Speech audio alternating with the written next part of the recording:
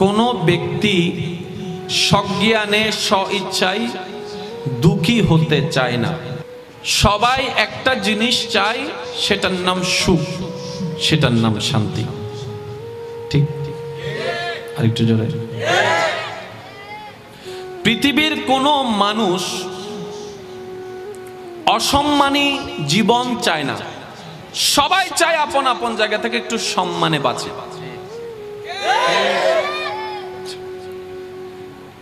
প্রত্যেকটা পয়েন্ট একটু মনের কান দিয়ে শোনার পর একটু নোট করার চেষ্টা করবেন।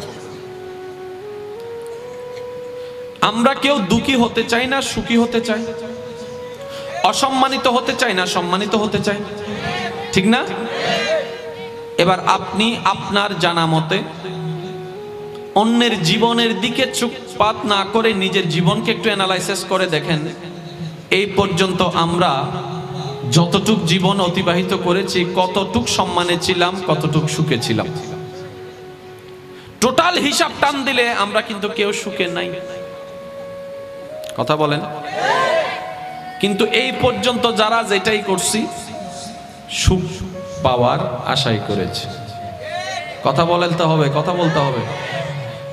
সুখের তালাশে ছিলাম, সুখ কেউ পাইনি, কিন্তু ওইটাই করেছিলাম যেটাতে সুখ পাবো মনে হয়েছিল। অনেকে তো সুখ পাওয়ার জন্য প্রেম জগতও ডুব দেয়, নির্দিষ্ট সময়ের পরে সেকা খাইয়া বাঁকা হইয়া যায়। আছে না? আছে না? মনোযোগ দিবেন। নিজে বাঁচলে বাপের নাম, এই একটা কথা।